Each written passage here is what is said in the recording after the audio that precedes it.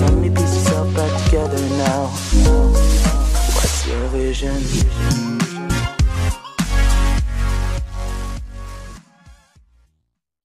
Assalamualaikum warahmatullahi wabarakatuh. Perkenalkan, nama saya Teguh Kurniawan, NIM 1914040071 dari Tadris Matematika, Fakultas Tarbiyah dan Keguruan, Universitas Islam Negeri Imam Bonjol Padang. Tujuan saya membuat video ini yaitu untuk memenuhi ujian tengah semester saya pada mata kuliah strategi pembelajaran. Maka dari itu, mohon di like, comment, and subscribe serta di share ya teman-teman. Semoga bermanfaat. Selamat menyaksikan.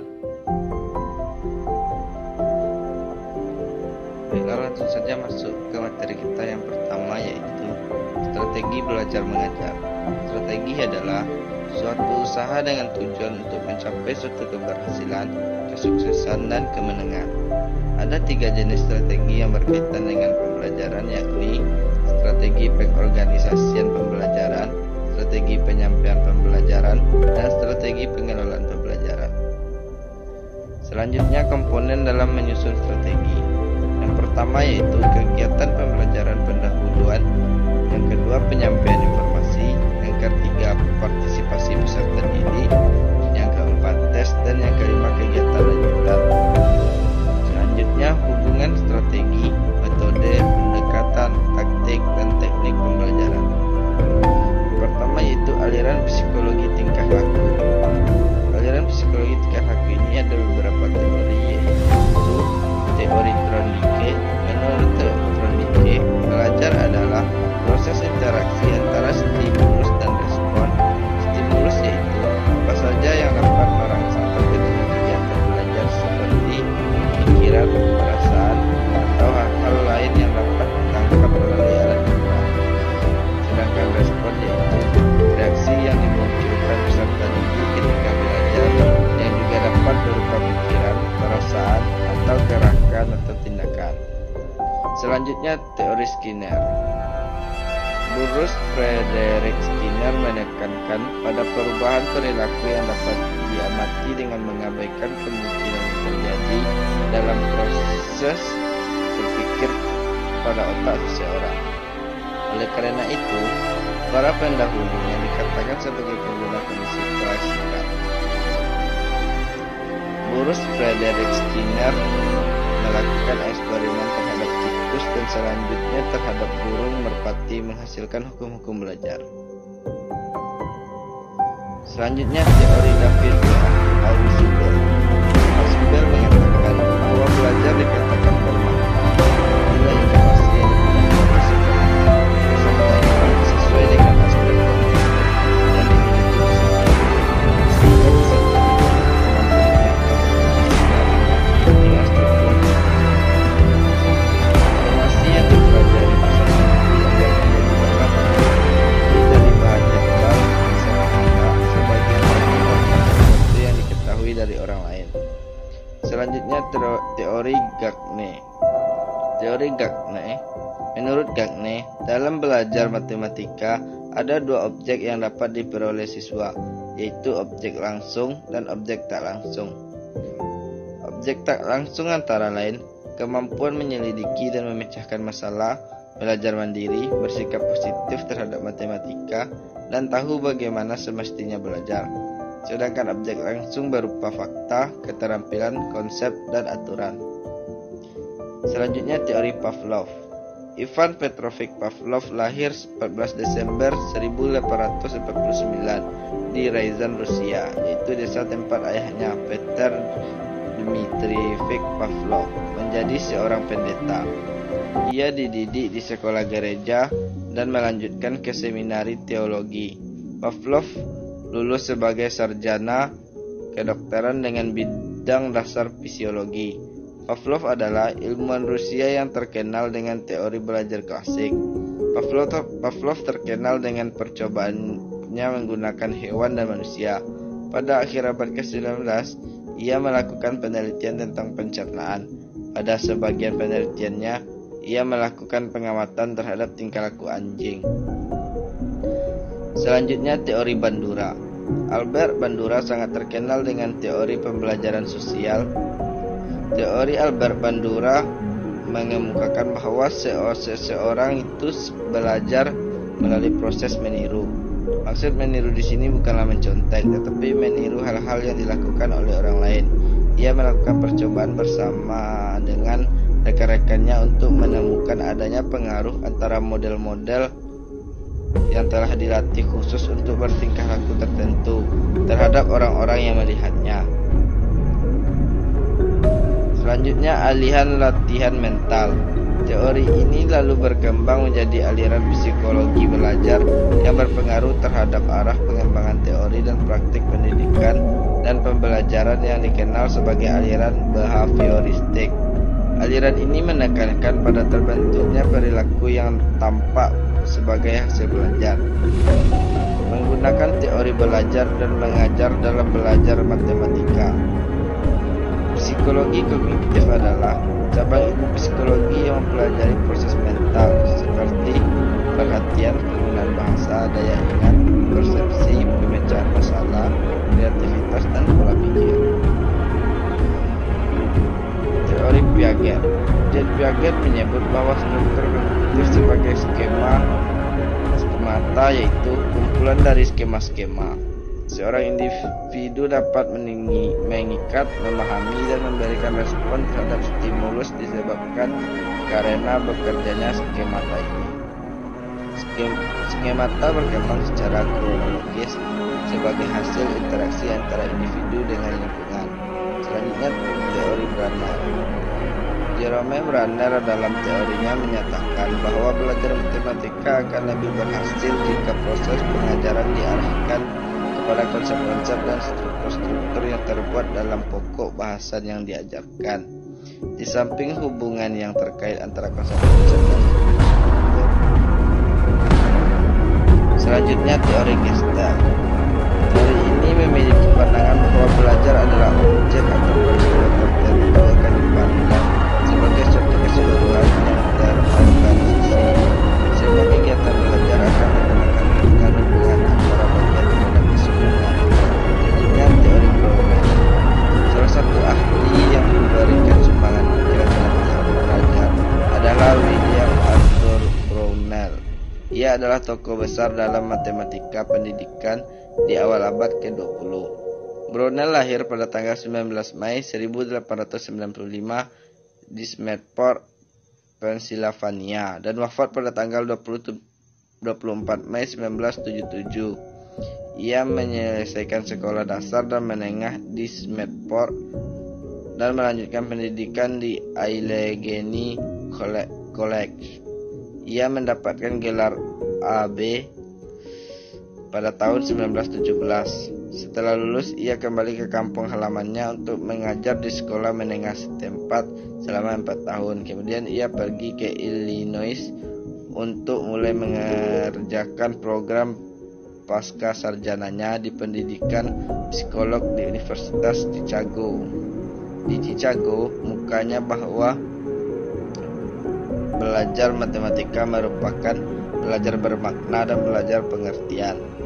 Dia menegaskan bahwa belajar pada hakikatnya merupakan suatu proses yang bermakna.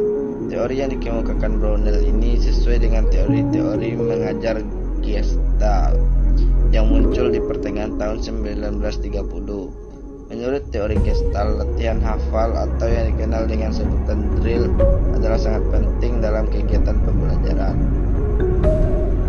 Selanjutnya, teori Dines.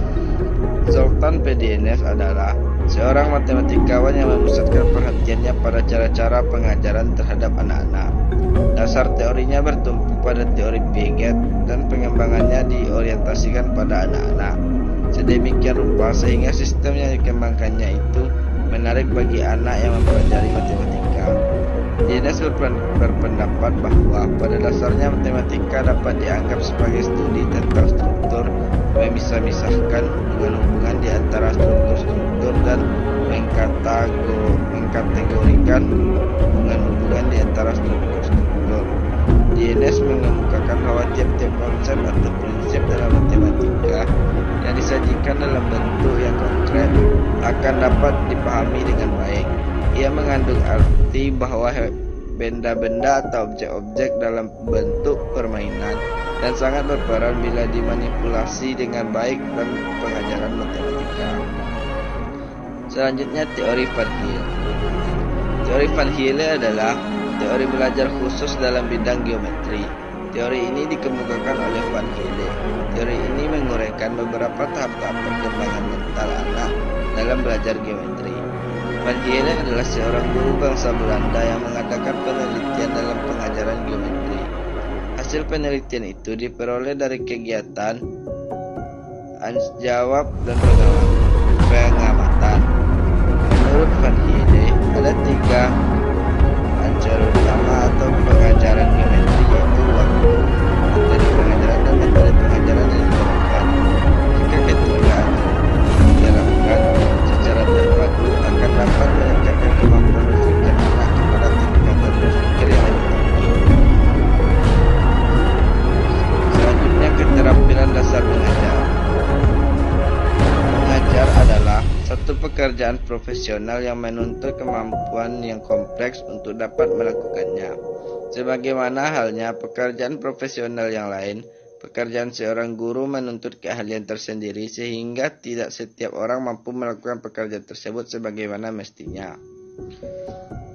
Keterampilan menyusun skenario pembelajaran adalah keterampilan dalam menyusun tahap atau langkah kegiatan pembelajaran, pendahuluan, penyajian inti, serta penutup dan uraian kegiatan pembelajaran yang akan dilakukan, memilih media dan alat yang akan digunakan pengajaran maupun peserta didik, serta menentukan waktu dalam rangka memfasilitasi peserta didik agar mendapatkan hasil dalam proses belajarnya.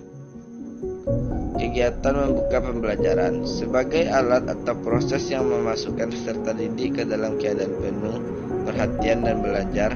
Dengan demikian, secara teknis buka pembelajaran diartikan sebagai aktivitas pengajar untuk menciptakan suasana siap mental dan memberikan perhatian kepada peserta didik agar terpusat kepada apa yang akan dipelajari.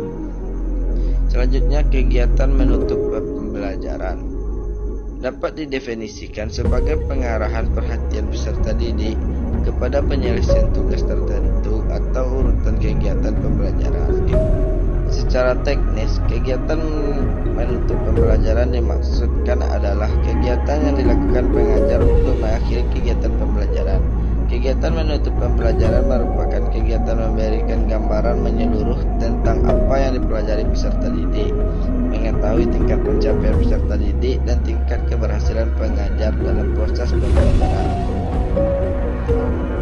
Selanjutnya, menjelaskan. Menjelaskan adalah memberikan pengertian kepada orang lain. Oleh karenanya, keterampilan menjelaskan dapat diartikan sebagai keterampilan memberikan pengertian berupa penyajian informasi lisan yang diorganisasikan secara sistematis kepada peserta didik, sehingga informasi yang terpesan-pesan pembelajaran baik berupa fakta, konsep, prinsip, ataupun prosedur dapat dipahami oleh peserta didik dengan baik. Selanjutnya, bertanya. Bertanya merupakan kegiatan pengajar dalam menyampaikan pertanyaan kepada peserta didik dalam proses pembelajaran, baik pertanyaan dasar maupun pertanyaan lanjut. Selanjutnya, keterampilan memberikan penguatan. Penguatan dimaksudkan adalah respon positif dari pengajar kepada peserta didik yang telah berhasil melakukan perilaku tertentu secara baik. Pemberian penguatan pada umumnya, dengan kata lain, penguatan adalah tanggapan pengajar terhadap perilaku peserta didik yang memungkinkan dapat berulangi kembali perilaku yang tidak baik. Keterampilan menggunakan media dalam pembelajaran. Media pembelajaran itu merupakan alat yang pesan atau informasi belajar. Selanjutnya, keterampilan mengadakan variasi. Variasi dalam kegiatan pembelajaran dimaksudkan adalah perubahan-perubahan kegiatan belajar dalam konteks interaksi pembelajaran yang meliputi gaya mengajar, metode pembelajaran, pola interaksi dengan diskusi dan stimulasi. Selanjutnya, keterampilan membimbing diskusi. Diskusi dapat dipandang sebagai suatu perbincangan dengan tujuan tertentu. Diskusi merupakan proses interaksi verbal secara teratur yang melibatkan sekelompok orang dalam interaksi tatap muka yang informal. Selanjutnya, keterampilan melakukan penilaian. Penilaian merupakan suatu sistematis yang dilakukan untuk menentukan kualifikasi terhadap perencanaan dan pelaksanaan pembelajaran dan capaian hasil belajar peserta didik setelah menjalani proses pembelajaran. Selanjutnya, keterampilan mengelola kelas. Pengelolaan kelas adalah suatu kegiatan yang dilakukan oleh guru dalam membuat suasana kelas menjadi lebih nyaman dan kondusif, sehingga jika terjadi permasalahan di dalam kelas, maka guru dapat menyelesaikannya dan guru dapat memperbaiki kinerja mengajar di kelas. Selanjutnya, pendekatan konstruktivisme. Teori konstruktivisme didefinisikan sebagai pembelajaran yang bersifat generatif, yaitu tindakan menciptakan sesuatu makna dari apa yang dipelajari. Konstruktivisme sebenarnya bukan merupakan gagasan yang baru. Apa yang dilalui dalam kehidupan kita selama ini merupakan himpunan dan pembinaan pengalaman demi pengalaman. Ini menyebabkan seseorang mempunyai pengetahuan dan menjadi lebih dinamis. Belajar menurut konstruktivisme adalah suatu proses mengasimilasikan dan mengaitkan pengalaman atau pelajaran yang dipelajari dengan pengertian yang sudah dimilikinya, sehingga pengetahuannya dapat dikembangkan. Implementasinya adalah pembelajaran matematika dalam sudut pandang konstruktivis. Kohler dan Gross menyatakan bahwa pembelajaran telah dipandang sebagai suatu garis kontinum antara negosiasi dan imposition. Pada ujung-ujungnya, evaluasi pembelajaran matematika menurut konstruktivisme untuk mendeskripsikan evaluasi pembelajaran perlu diklarifikasi beda antara asesmen dan evaluasi. Menurut Webb, evaluasi dalam pendidikan adalah suatu investigasi sistematis tentang nilai atau merit tentang suatu tujuan. Reddy menawarkan 5 model dan metode pembelajaran. Yang pertama yaitu model eksposisi, yang kedua model behavioristik, ketiga model kognitif, yang keempat model interaksional, dan yang terakhir itu model transaksional. Contoh setting pembelajaran konstruktivisme berdasarkan teori belajar dan pembelajaran konstruktivistik, maka ada beberapa penerapan dalam bimbingan dan konseling itu kelompok, dan konseling postmodern. Selanjutnya, pendekatan pemecahan masalah matematika. Masalah merupakan sesuatu keadaan yang tidak dapat terpisahkan dalam kehidupan manusia. Setiap saat kita senantiasa diperhadapkan dengan masalah-masalah nyata dalam proses pemenuhan kebutuhan dan tuntutan kehidupan.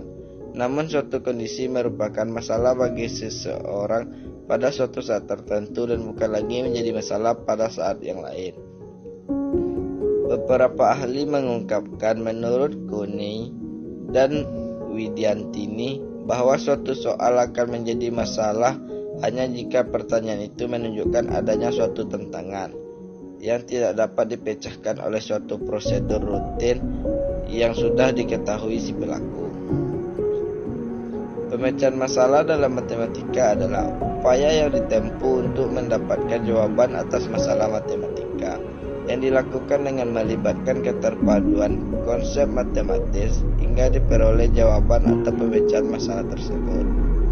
Secara metodologis, pemecahan masalah bisa sebagai pendekatan, bisa sebagai strategi, atau metode pemecahan masalah. Sebagai metode belajar, merupakan cara atau perlakuan terhadap materi sehingga terbangun interaksi siswa dengan masalah yang dipecahkan hingga diperoleh pemecahan. Menurut Reis, dan buku pengembangan pembelajaran matematika disebut beberapa macam strategi pemecahan masalah, yaitu beraksi, membuat gambar dan diagram, mencari pola, membuat tabel, menghitung semua kemungkinan secara sistematis, menebak dan menguji, bekerja mundur, mengidentifikasi informasi yang diinginkan, diberikan dan diperlukan, menulis kalimat terbuka, menyelesaikan masalah yang lebih sederhana atau serupa, dan mengubah paketnya. Selanjutnya, pendekatan open-ended dalam pembelajaran matematika. Pendekatan open-ended merupakan salah satu upaya inovasi pendidikan matematika yang pertama kali dilakukan oleh para ahli pendidikan matematika Jepang. Pendekatan ini lahir sekitar 20 tahun yang lalu dari hasil penelitian yang dilakukan Shigeru Shimada, Toshio Sawada, Yoshiko Yashimoto, dan Kenichi Shibuya. Berdasarkan strategi pembelajaran, pendekatan open-ended adalah pembelajaran dengan pendekatan yang memiliki prinsip tentang masalah. Pendekatan open-ended bisa membangun aktivitas interaksi antara siswa dan pembelajaran matematika sehingga dapat menarik siswa untuk menjawab permasalahan terhadap strategi apapun. Problem open-ended menurut Toshio Sawada dapat diklarifikasikan dalam 3 tipe, yaitu Vindication, Classifying, Observing. Pendekatan open-ended bisa memberikan kesempatan kepada siswa untuk mendapatkan pengetahuan atau pengalaman dalam menemukan masalah, pemahaman dan memecahkan masalah dengan beberapa teknik tersebut. Pemberian masalah dalam pembelajaran menggunakan pendekatan open-ended bersifat terbuka. Masalah terbuka digolongkan menjadi 3, yaitu proses terbuka, jawaban terbuka, dan cara pengembangan masalah terbuka. Selanjutnya, pendekatan realistik dan pendekatan saintifik dalam pembelajaran matematika.